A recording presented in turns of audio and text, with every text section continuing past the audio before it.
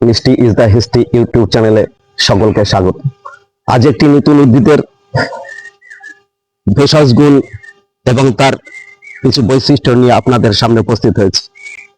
উদ্ভিদটি বিজ্ঞানসম্মত নাম পিটোরিয়া কার্নেটিয়া। এটি ফেবাসি ফ্যামিলিভুক্ত একটি বহু বর্ষজীবী বিরুৎ জাতীয় উদ্ভিদ। মনে রাখতে হবে এর নাম অপরাজিতা। কেউ কেউ একে কোয়েল ফুল বলে থাকে, আবার এর সব থেকে পরিচিত নাম নীলকণ্ঠ। এর বিষ্ণুপ্রিয়া ফুল নামেও অধিক পরিচিত আছে সংস্কৃত সাহিত্যে। এই ফুলটির কিছু ভেজিটেটিভ ক্যারেক্টার আপনাদেরকে আগে উল্লেখ করতে হবে। ভেজিটেটিভ ক্যারেক্টারের মধ্যে এই উদ্ভিদের যে কাণ্ডটা আপনারা দেখতে পাচ্ছেন, এই কাণ্ড পর্ব মধ্যে আছে। পর্বসন্ধি থেকে পাতা ফুল প্রকাশিত হয় এবং পত্রের একেবারে অগ্রভাগ থেকে পাতায় শেষ পর্যন্ত আকর্ষে পরিণত হয়ে অন্যান্য উদ্ভিদকে জড়িয়ে ধরে এরা আস্তে আস্তে প্রায় 15 থেকে 20 মিটার পর্যন্ত বিস্তার লাভ করে। আর এই উদ্ভিদের পাতা দেখতেই পাচ্ছেন, একটি বৃন্তে যৌগিক পত্র। মোটামুটি বৃন্তের দুদিকে একটু ডিম্বাকৃতির অর্বুদ জাতীয় পাতা। এই পাতা একটি বৃন্তের দুপাশে মোটামুটি 5টি বা 7টি হয়ে থাকে। আমার যে অপরাজিতা গাছ, সেখানে 5টি পাতা একটি ফলকে আছে। যৌগিক পত্র, একটি পাতা এবং কাণ্ড সবই সবুজ। উদ্ভিদের মূলের যে বৈশিষ্ট্য সেটা খুব অভাবনীয়। উপকারী ব্যাকটেরিয়া রাইজোবিয়ামকে এই উদ্ভিদের মূল সংরক্ষিত করে রাখে। এটি একটি মেন রুটেড উদ্ভিদ।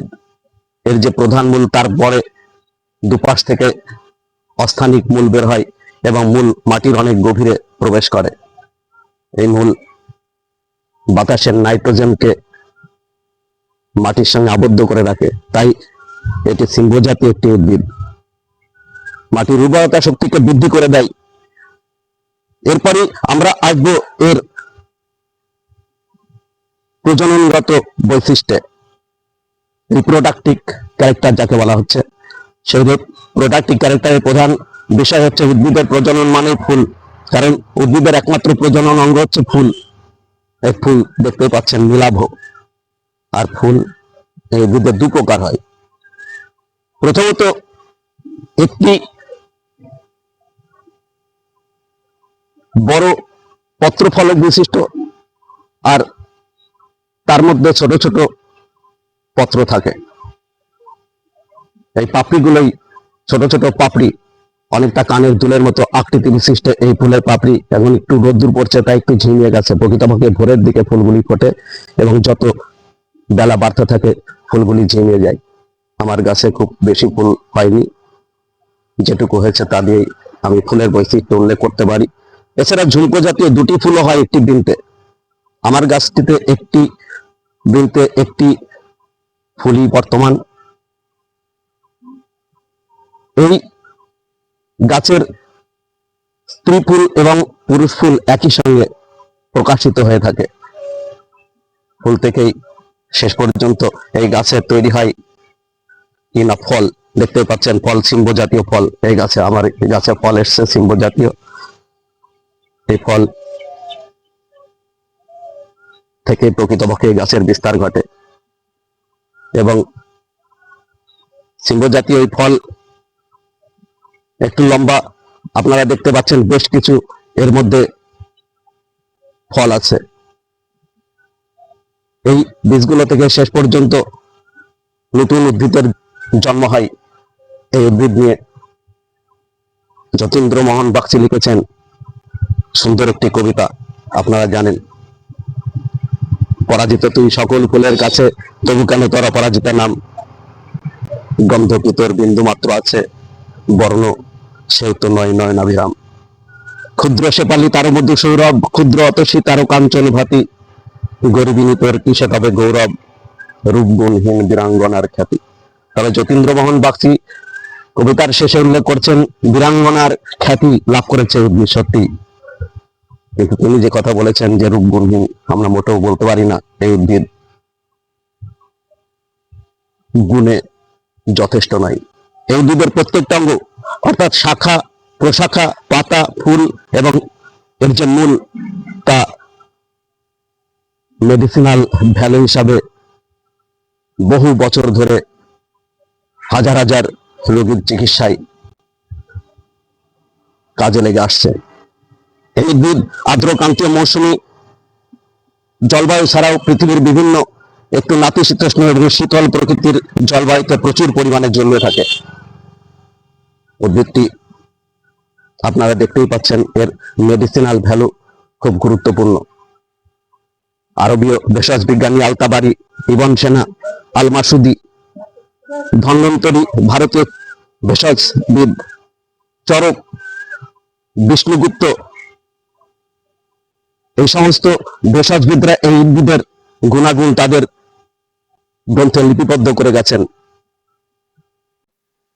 মার্কণ্ডেয় পুরাণে উল্লেখ আছে যে যখন দেবতারা এবং অসুরেরা মিলে অমৃত লাভের জন্য সমুদ্র মন্থনে প্রস্তুতি নিলেন, তখন বাসুকী নাগকে মন্থন রজ্জু হিসেবে ব্যবহার করা হয়েছিল। বাসুকী নাগকে যখন মন্দার পর্বতের সঙ্গে পেঁচিয়ে সমুদ্র মন্থনের জন্য দেবতা অসুরেরা প্রচেষ্টা চালালেন, তখন হঠাৎ করেই বাসুকী নাগের কণ্ঠে থাকা বিষাক্ত অসাগর বিষ সমুদ্রের জলে ভাসতে লাগলো। সমূহ বিপদ তৈরি হলো। দেবতা দানব সমস্ত প্রাণীকুলের মধ্যে একটা ত্রাহিতাই রব তৈরি হয়েছিল। সেই মুহূর্তে অন্য কোনো দিক বিদিক বিচার বিবেচনা না করে শিব তার পুত্র গণেশকে নির্দেশ দিয়েছিলেন যে তুমি তোমার সুরে করে আমার গন্ডুস ভর্তি করে দাও এই বিষ সমুদ্রের জল থেকে তুলে। ঠিক যখন শিব এই কথা ঘোষণা করলেন, মুহূর্তের মধ্যে গণেশ তার সুরে করে শিবের গন্ডুস বোঝাই করে দিলেন। আর শিব তৎক্ষণাৎ দিক বিদিক চিন্তা ভাবনা না করে, মরণের কথা না ভেবে তিনি পান করলেন এই বিষ। বাসুকী নাগের বিষ শেষ পর্যন্ত শিব পান করছেন, এটি দেখেই নারায়ণ, বিষ্ণু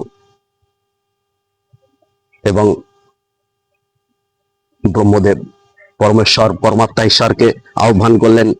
ঈশ্বর সেকেন্ডের মধ্যে সমস্ত বিশ্ব ব্রহ্মাণ্ডকে অচল করে দিলেন। শিবের কণ্ঠেই শেষ পর্যন্ত এই বিষ আটকে গেল। তৎক্ষণাৎ শোনা যায় পরমেশ্বর নাকি দ্রুত এসে শিবের কণ্ঠে হাত দিয়ে অনেকটাই যেন জাদুকরের ভঙ্গিতে চামড়া টেনে পয়সা বের করা মতো তার গলার চামড়ায় ফটাফট টান দিতে শুরু করলেন, আর তার হাতের মুঠো বোঝাই হয়ে গেল এই নীলকণ্ঠ ফুলে। পরমেশ্বর জানালেন এই নীলকণ্ঠ ফুল পৃথিবীর সমস্ত দেবতাদের নিবেদন করা যাবে, তবে যারা গণেশ এবং শিবের পূজায় নীলকণ্ঠ ফুল নিবেদন করবে তারা সংসারে দাম্পত্য সুখ এবং সুখী জীবন লাভ করবে। এই তার পৌরাণিক ব্যাখ্যা। আর একটা কথা বলি, এই ফুলের একটা নাম বিষ্ণুপ্রিয়া ফুল। যখন পরমেশ্বর পরমাত্মা এই নীলকণ্ঠ ফুল নারায়ণের হাতে সমর্পণ করলেন, তখন নারায়ণের কাছ থেকে তার পত্নী লক্ষ্মী দেবী অর্থাৎ বিষ্ণুপ্রিয়া এই ফুল সংগ্রহ করে প্রথমে শিবের পূজা দিয়েছিলেন। তাই এই ফুলের অপর নাম হচ্ছে, সংস্কৃতে উল্লেখ আছে, বিষ্ণুপ্রিয়া ফুল। পাণিনি তার ব্যাকরণ যখন সংস্কৃত ভাষায় সংস্কার করে অষ্টাধ্যায়ী রচনা করছিলেন, তখন এই ফুলের নামকরণ তিনি তার গ্রন্থে উল্লেখ করে গেছেন, বিষ্ণুপ্রিয়া ফুল। এরপরে আমরা আসবো এর মেডিসিনাল ভ্যালু নিয়ে। এবং বর্ষা ঋতুতে এই গাছে ফুলের সমারোহ ঘটে, তবে সারা বছর ধরেও ফুল পাওয়া যায় যদি কিনা ভালো যত্ন নেওয়া নেয়। আমার যেহেতু ছাদ বাগানের উদ্ভিদ, এটি তাই যত্ন আছে, তবে এই উদ্ভিদ মাটিতেই সব থেকে বেশি বারবারন্ত বৃদ্ধি ঘটে। এই উদ্ভিদের যে মেডিসিনাল ভ্যালু সে সম্পর্কে আপনাদের একটু জানানো প্রয়োজন, আর আপনাদের সতর্ক থাকতে হবে মেডিসিনাল ভ্যালু সম্পর্কে খুব প্রয়োজন। পৃথিবীতে যত রকমের উদ্ভিদ আছে তার মধ্যে এই অপরাজিতা মেডিসিনাল ভ্যালু এর খুব মূল্যবান। তবে মেডিসিনাল ভ্যালু উল্লেখ করার আগে আমি এই উদ্ভিদের নাম এবার আমরা একটু এর যে ভেষজ গুণ সে সম্পর্কে আলোচনা করে আপনাদেরকে জানিয়ে দিই। এই উদ্ভিদের ভেষজ গুণে আলতাবাড়ি ইবন সিনা উল্লেখ করছেন এটি মেধাকর স্মৃতিশক্তি বর্ধক উদ্ভিদ। এটি মস্তিষ্কের অ্যাসিটাইকোলিনের মাত্রা বাড়িয়ে দিয়ে আমাদের যে স্মৃতিশক্তি সেটিকে অনেকাংশে বৃদ্ধি করতে সক্ষম।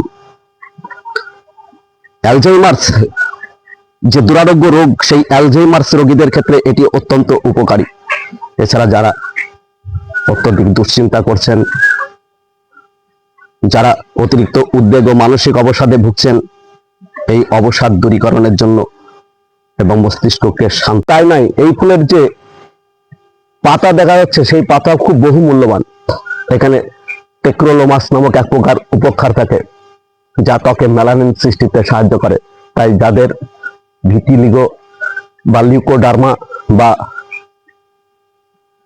সিরোসিস আছে, অর্থাৎ সাদা সাদা দাগ শরীরে তৈরি হয়, তাদের সাদা দাগের উপর যদি এই ফুলের পাতা একটু মিহি করে বেটে নারকেল তেল দিয়ে লাগিয়ে দেওয়া হয়, তাহলে নিয়মিত 3 বার দিনে সেই সাদা স্থানে ব্যবহার করলে পরে অল্প জায়গায় যদি সেটি হয়ে থাকে তাহলে অনেকটাই নিরাময় করতে সক্ষম হয়। তাই এই উদ্ভিদের অবদান বিশ্বে বর্তমানে ভেষজ উদ্ভিদদের মধ্যে যথেষ্ট উল্লেখযোগ্য। উদ্ভিদের পাতা থেকে একরকম রস পাওয়া যায় যা পরিপাকতন্ত্র সচল রাখে এবং হজম শক্তি বৃদ্ধি করতে সাহায্য করে। এছাড়া লিভার থেকে এনজাইম ক্ষরণে উদ্ভিদ অত্যন্ত শক্তিশালী। যাদের কোষ্ঠকাঠিন্য আছে তারা যদি চিরতরে দূরীভূত করতে চান তাহলে এই উদ্ভিদের পাতার রস এবং ফুলের যে পাপড়ি সেগুলি ব্যবহার করবেন। সেই সঙ্গে এর শিকড়ের থেকে তৈরি ডাস্ট শরীর থেকে ক্ষতিকর টক্সিন বের করে দিয়ে শরীরকে রোগমুক্ত রাখতেও সাহায্য করে। এই উদ্ভিদের মূলের রস বিষাক্ত পোকামাকড় এবং সাপের কামড় সেই সমস্ত স্থানে যদি লাগিয়ে দেওয়া হয় তাহলে এর বিষের তীব্রতা অনেক কমিয়ে দেয়। জীবক তার গ্রন্থে উল্লেখ করেছেন তিনি হাজার হাজার এইভাবে বিষাক্ত এই উদ্ভিদের ফুলে প্রচুর পরিমাণে অ্যান্থোসায়ানিন এবং অ্যান্টিঅক্সিডেন্ট থাকে যা শরীরের রোগ প্রতিরোধ ক্ষমতা বাড়িয়ে দেয়। শুধু তাই নয়, কোষের যে ক্ষয় প্রতিরোধ করে, নতুন কোষ সৃষ্টিতেও সাহায্য করে। শরীরে বার্ধক্যের ছাপ পড়তে দেয় না, নতুন কোষ সৃষ্টি করে বলে ক্যান্সার রোগীদের ক্ষেত্রে এর কার্যকারিতা অপরিসীম। এর পাপড়ি দিয়ে বর্তমানে তৈরি হচ্ছে ব্লু টি। এই ব্লু টি রক্তে কোলেস্টেরল মাত্রা নিয়ন্ত্রণ করে থাকে এবং রক্তে যে শর্করা সেই শর্করার মাত্রা নিয়ন্ত্রণ করে থাকে। এই ফুলের চা ইনসুলিনের কার্যকারিতা বৃদ্ধি করে, বেশি মাত্রায় মানবদেহে ইনসুলিন হরমোন ক্ষরণ করিয়ে মধুমেহ রোগ প্রতিরোধ করতে সাহায্য করে। এছাড়া যারা হাই ব্লাড প্রেশার বা উচ্চ রক্তচাপে ভুগছেন, যাদের মানসিক অ্যাংজাইটি আছে, তাদের উচ্চ রক্তচাপ এবং মানসিক অ্যাংজাইটি এই ফুলের পাপড়ি এবং এই ফুলের মূলের ডাস্ট ব্যবহার করলে সারতে বাধ্য। এর পাপড়ি দিয়ে যে ব্লু টি তৈরি হয় তাতে অ্যান্টি অক্সিডেন্ট বেশি থাকে বলে ত্বকের কোলাজেন তৈরি করে থাকে এবং এই কোলাজেনের ফলেই ত্বকের কুঁচকে যাওয়া ভাব রোধ করতে থাকে এবং ত্বককে উজ্জ্বল ও একটু দুধেলো বর্ণের করে থাকে। এই ফুলের যে অ্যান্থোসায়ানিন শরীরে ও মস্তিষ্কে রক্ত সঞ্চালনকে বৃদ্ধি করে দেয়, যার ফলে নতুন চুল গজাতে সাহায্য না করলেও যাদের অত্যধিক মাত্রায় চুল পড়ছে তাদের চুল পড়া অনেকাংশেই পোকামাকড়ে কামড়ানো ব্যক্তিদের প্রাণ ফিরিয়ে আনতে সক্ষম হয়েছেন। এছাড়া এই উদ্ভিদের মূলের রস সামান্য গরম জলে একটু মিশিয়ে যদি গার্গিল করা যায় তাহলে টনসিলের যে ব্যথা, টনসিলাইটিস এবং গলার যে ইনফেকশন তা দ্রুত কমে যায়।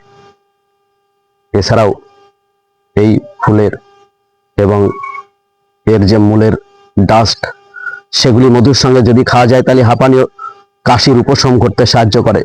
তবে একটু সতর্কতা রাখতে হবে যে এই মূল খুব শক্তিশালী, তাই অবশ্যই যারা এর মূল ডাস্ট হিসাবে ব্যবহার করবেন তারা খুব সামান্য অংশ ব্যবহার করবেন, আর না হলে ভেষজবিদদের একটু পরামর্শ নিয়ে তবেই এই উদ্ভিদের মূল ব্যবহার করবেন। এই অমূল্য ভেষজ গুণ সম্পন্ন যে উদ্ভিদটি আপনাদের সামনে তুলে ধরলাম, এর গুণাগুণ, তার পূর্বে আর একটা কথা উল্লেখ করতে পারি। আপনাদের যেহেতু ভেষজ গুণটা কাজে লাগাতে আপনারা চেষ্টা করবেন, তাই বলতে পারি এর যে ব্লু টি, এর ফুলের যে পাপড়ি থেকে ব্লু টি তৈরি হয় তা কিভাবে তৈরি করবেন। এর পাপড়ি, বেশ কয়েকটি পাপড়ি গরম ফুটন্ত জলের মধ্যে 1 গ্লাস বা 1 কাপ জলের মধ্যে নিতে হবে এবং 5-7 মিনিট রাখতে হবে সেই ফুটন্ত জলের মধ্যে। তারপর জলটা সামান্য ঠান্ডা করবেন, এরপর ছাঁকনি দিয়ে পাপড়ি এবং জলকে আলাদা করে সেই জলের মধ্যে পরিমাণ মতো মধু দেবেন। মধু দেওয়ার পরে আপনি খানিকটা লেবুর রস দেবেন।